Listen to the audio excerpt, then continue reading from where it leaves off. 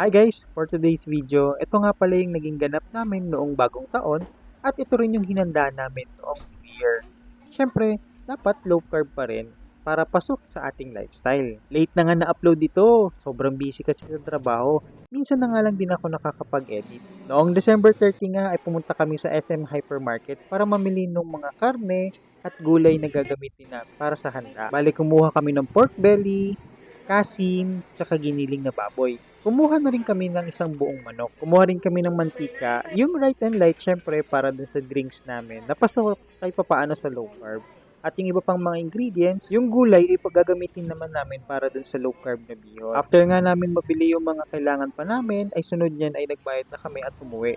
Pagkatapos nun ay kumuha kami ng buko para dun sa low carb buko salad naman namin. Pinabalatan ko lang yung buko tapos kami na naghiwa at nagkayod na ng laman nito. Ang buko guys ay in moderation. Pwede nyo pong kainin yung young meat.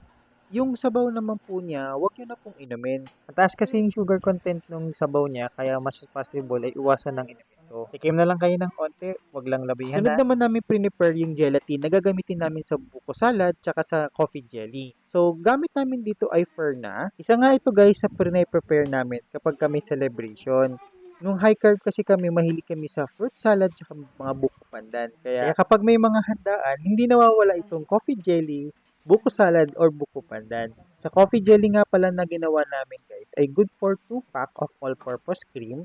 Tapos yung gamit namin dito na sweetener naman ay pure erythritol lamang. Sunod naman ay prepare namin yung gelatin para dun sa aming buko salad. Dalawang color yung pinili namin, isang red tapos green, tapos nag-prepare na rin kami ng isang clear lamang. Pagkatapos nga niyan, syempre papalamigin natin bago ipasok sa ref ng 24 hours. Sunod naman dyan ay prepare ko na yung pork belly. Sa pork belly naman ay pinatuyo ko lamang ito, pagkatapos ay nilagyan ko ng asin yung balat niya.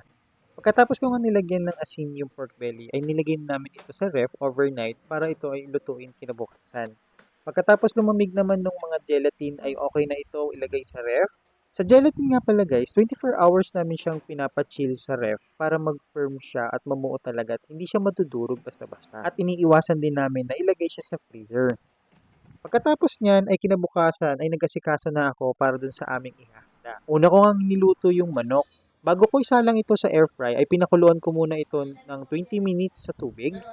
Tapos niyan ay in-air fry ko na siya ng tig 10 minutes sa kabilang side para maluto yung balat niya. Habang ini-air fry nga yung manok ay sunod niyan ay prepare ko na yung para sa low carb bihon namin.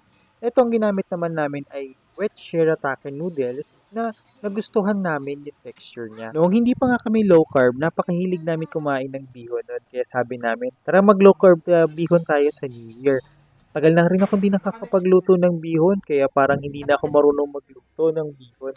Kaya nanibago ako dito. Dalawang pack ng shirataki noodles ang nagamit namin dito. Tapos yung gulay naman, in moderation pa rin naman yan. So, pasok pa rin yan sa aming carbs intake. Kaya wag natin gawing big deal kapag merong carrots. Pagkatapos nga yun guys, ay kinilabas ko na yung pork belly at ito na yung isasalang ko naman sa air fryer. Tapos na nito yung manok na luto. Napanood ko nga lang sa TikTok tong version na to ng pagluluto ng pork belly. Nilagyan ng gulay sa ilalim tapos ay ipinatong yung pork belly. Ito guys, nasa 1 oras ko siya niluto ng low heat. Pagkatapos ay high heat naman para doon sa crispy na balat. Kinagabihan nga nito ay pumunta kami ng kapilya para sa pagpapanata. Pagkatapos nun ay nag-asikaso na ako sa kusina at saka si Mrs. naman ay doon sa jelly. Si Ian naman yung taga-record namin. Happy New Year po! Sa lahat po. Happy New Year po sa lahat. Ang dami po ba kayong handa? Oo. Happy New Year. Bye. Dito nga pala guys ay nagprito ako ng baboy para sa humba. So gunamit ako siya na right and light na lemon version. So trinay ko lang mo kung ano magiging lasa niya. Nestle all-purpose cream nga pala ang ginamit namin para sa aming buko salad tsaka coffee jelly. Ngayon naman ay lalagyan naman ito ng pure erythritol. Ito lang yung ginagamit namin kasi ito yung mura. Pagkatapos naman dyan ay prepare niya yung coffee jelly. Ako guys yung mahilig sa coffee jelly kaya sabi ko gawa rin tayo ng coffee jelly. Tapos ito nilagyan namin siya ng chia seeds. Sunod naman yan guys, ako naman yung nagpe-prepare ng low carb version na biko. Gamit nga lang yung wet shirataki rice, trinay namin siya. Tapos si Mrs. naman yung expert niya, yung ginagawa na niya, yung cheese bread na request namin. Pagkatapos nga niyan ay inisikaso na namin yung lamesa para dun sa pagsalubong na sa bagong taon. So meron tayong lechong manok, low carb bihon, humba, pork belly, buko salad, coffee jelly, low carb biko, cheese bread, at right and light.